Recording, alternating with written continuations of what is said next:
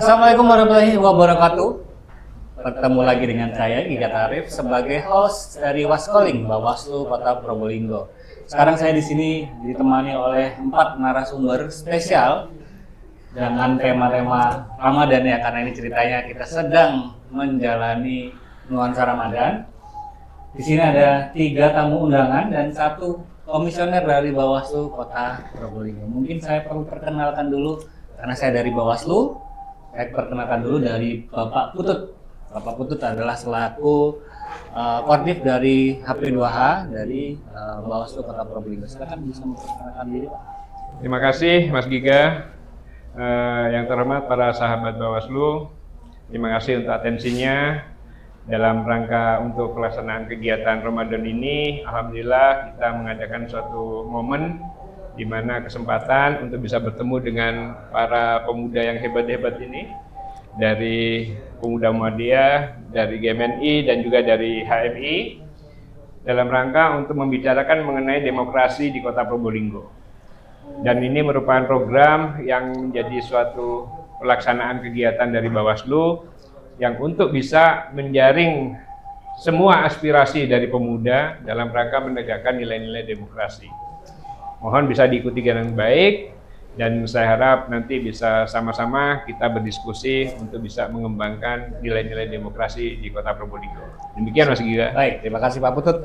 Mungkin saya langsung mengenalkan teman-teman dari pemuda-pemuda hebat di Kota Probolinggo. Ada dari Mas Fendi dari Pemuda Muhammadiyah, ada Mbak Rosa dari GMNI dan juga ada Mas Nanang, panggil Mas Nanang dari HMI. Perlu perkenalan lebih lanjut mungkin? Cukup ya, cukup tadi. Mungkin mau share status, mungkin apa nggak perlu ya? Belum perlu. Baik, tema di sini adalah pada kesempatan kali ini tema yang kita bahas adalah Mahkamah Konstitusi. Ini sebagai wasit demokrasi atau penjaga kekuasaan politik. Agak berat nih, agak berat, tapi mungkin kita sepakat untuk dibawa ke sedikit ringan mungkin ya, supaya publik yang menonton juga bisa mengerti apa yang kita bahas mungkin. Baik, kita langsung masuk pembahasan. Perlu saya sampaikan ada beberapa sudut konflik kalau kita bicara Mahkamah Konstitusi sekarang. Yang pertama, independensi hakim versus dengan kepentingan kekuasaan. Yang kita tahu terkadang seleksi hakim yang minim kontrol publik. Tiba-tiba dipilih. Tidak transparan gitu ya? Iya, jadi kayak publik kurang dilibatkan dalam pemilihan hakim-hakim tersebut. Dan juga ada pola-pola putusan MK yang akhirnya mengerosi kepercayaan publik. Mungkin dari Pak Putut bisa memberikan sebuah insight baru mungkin tentang materi tersebut. Iya, jadi dalam kondisi saat ini kita sebetulnya sangat berharap banyak seluruh elemen dari bangsa kita untuk bisa memberikan perhatian, pemikiran yang terbaik dalam menegakkan demokrasi. Dan salah satu pilar yang bisa menyokong untuk penegakan nilai-nilai konstitusi demokrasi kita ini adalah melalui Mahkamah Konstitusi. Sebagaimana juga merupakan komitmen dari reformasi, karena Mahkamah Konstitusi lahirnya dari perjuangan di reformasi kita. Betul.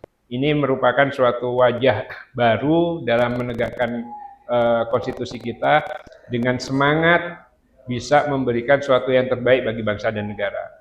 Hanya saja beberapa saat yang lalu memang kita sempat mendapatkan suatu permasalahan yang cukup pelik di negara kita, dan itu juga diakui oleh salah satu hakim Mahkamah Konstitusi, yaitu mengenai terbitnya putusan perkara nomor 90.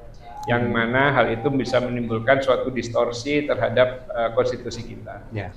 Dan setelah pelaksanaan kegiatan yang dilakukan oleh MK dalam memberikan sanksi kepada Mahkamah Konstitusi, ternyata putusan-putusan berikutnya itu merupakan putusan-putusan yang juga cukup baik, dirasa oleh masyarakat, oleh pemerhati, oleh civil society, merupakan putusan-putusan yang bisa memberikan rasa keadilan dalam menegakkan konstitusi kita.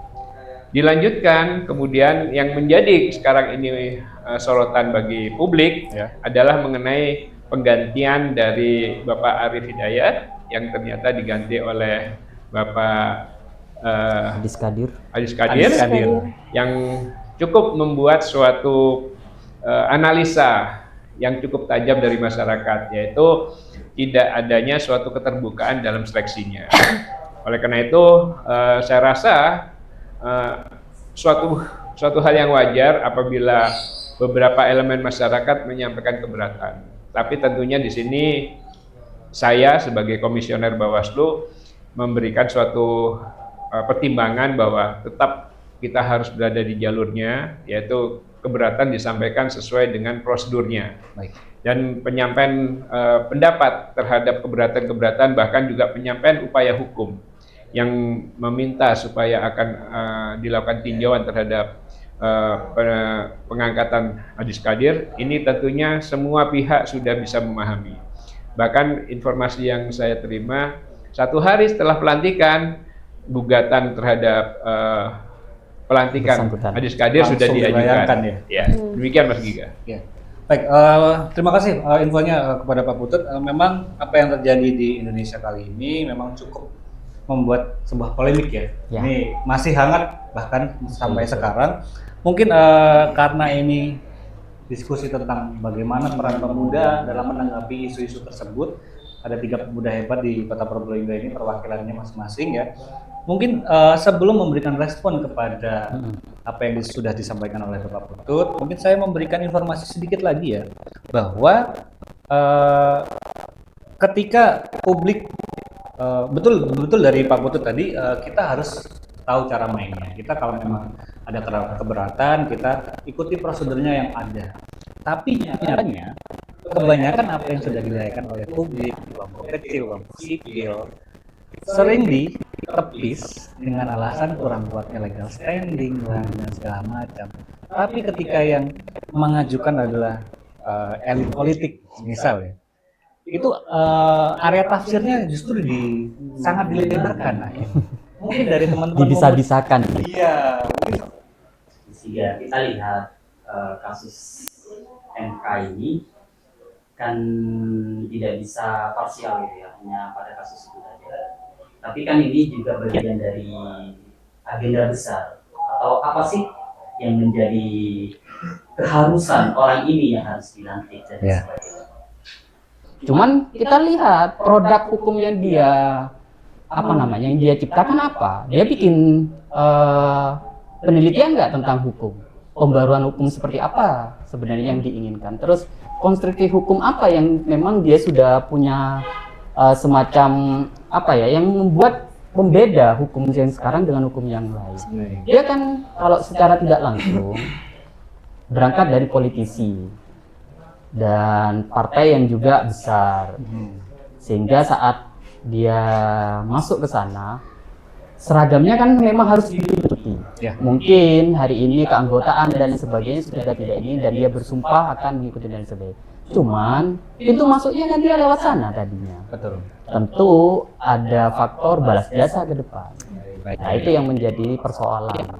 Nah, terkait dengan MK ini memang belum betul-betul harus kita selektif menanggapinya. Seharusnya MK ini memang harus orang profesional semuanya, akademisi, yang memang secara penelitian kehidupan sehari-harinya tentang hukum, tentang bagaimana konstruksi dari negara ini, bukan dari orang yang baru jadi pengacara, hakim dan lain sebagainya, yang secara tidak langsung dia tidak terlibat dalam penelitian yang berkaitan dengan hukum.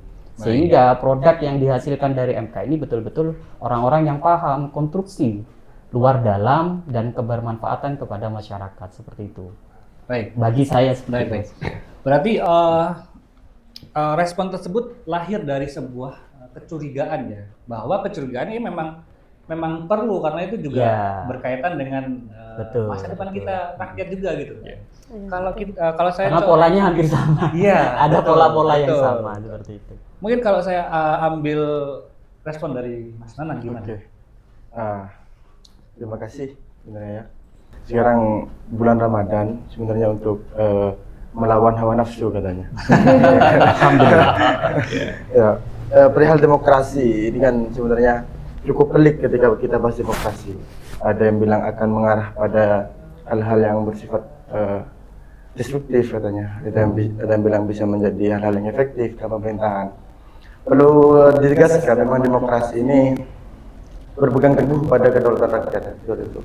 Dalam beberapa penjelasan memang ada yang sering kita dengar itu dari rakyat untuk rakyat dan oleh rakyat. Ya, oleh rakyat segala macamnya itu.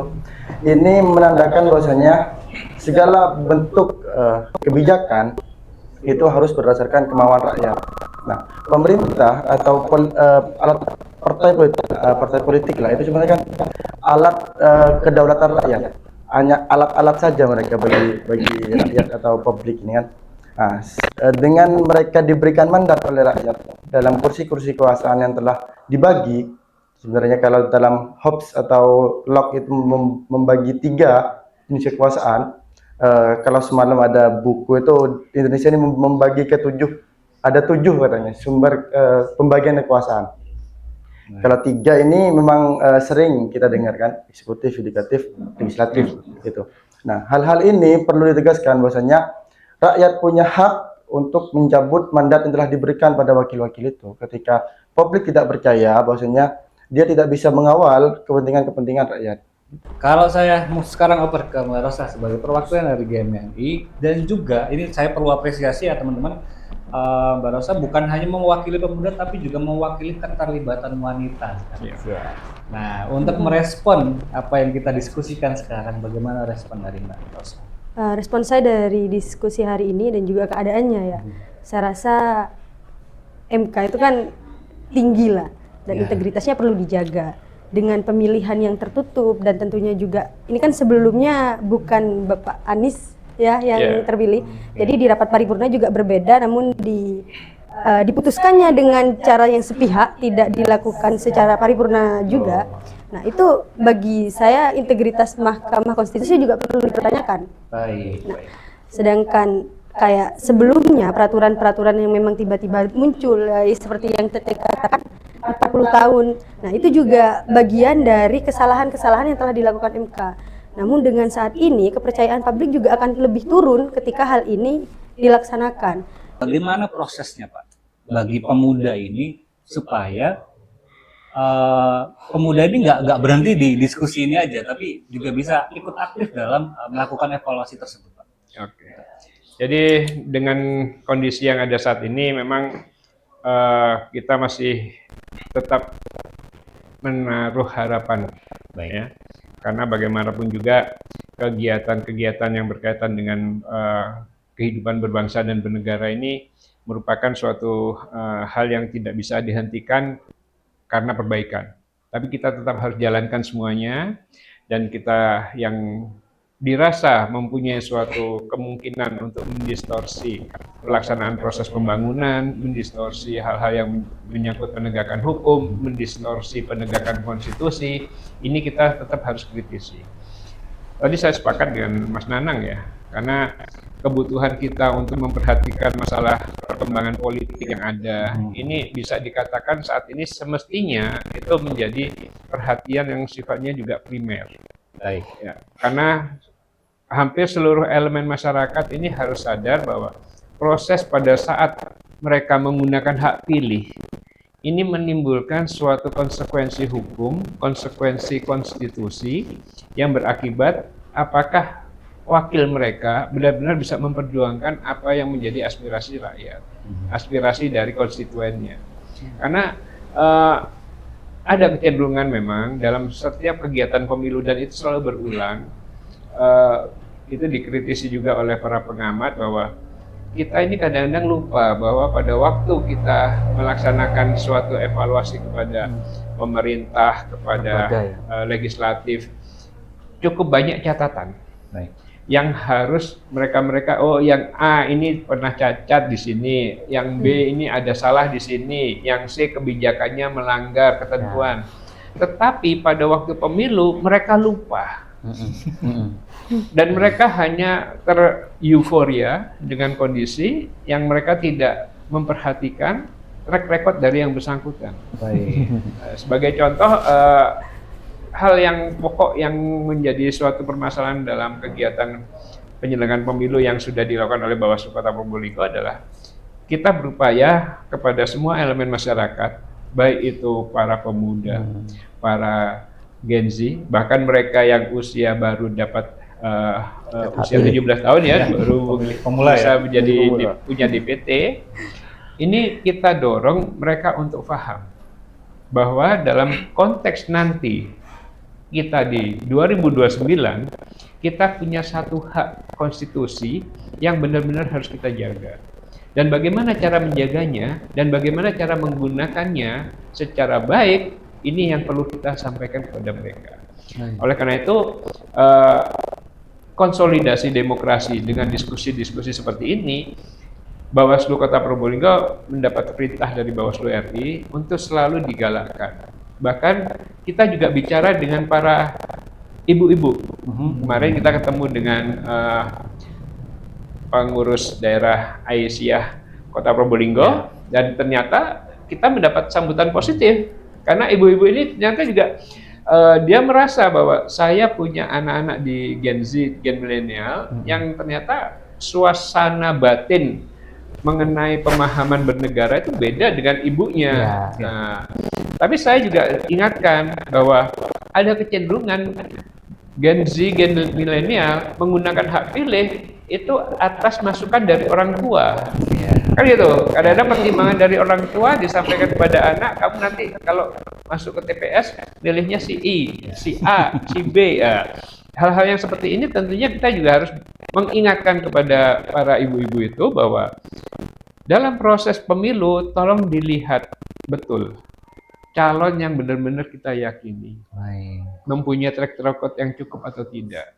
Nah, karena posisi inilah yang menjadi kunci bagaimana mereka membawa amanah dari masyarakat itu. Selain itu, saya juga berharap diskusi-diskusi ini juga akan menyentuh mereka-mereka kelompok-kelompok rentan. Tadi sebagaimana perwakilan perempuan di sini hanya satu. Sebenarnya kalau secara persentase ya, ini masih kurang dari 30% ini. Saya nggak dihitung, Pak. Saya moderator. Karena posisi pemahaman kita, perempuan mempunyai kesempatan tertinggi untuk memilih pemimpin yang jadi. Karena jumlah mereka jauh lebih banyak. Nah, ini dari pemilu-pemilu, dari data kependudukan, data mengenai jumlah hak pilih perempuan itu nilainya cukup tinggi, bahkan bisa mendekati 60%. Nah, mengingat hal itu tentunya kelompok-kelompok perempuan kita dorong juga untuk bisa secara baik dan secara benar untuk bisa memberikan suatu penggunaan hak pilihnya dengan baik. Nah, di sisi lain juga saya berharap kelompok rentan yang lain, yaitu kelompok disabilitas, kelompok-kelompok yang tidak pernah tersentuh dengan sosialisasi pemilu, itu Bawaslu memberi atensi situ.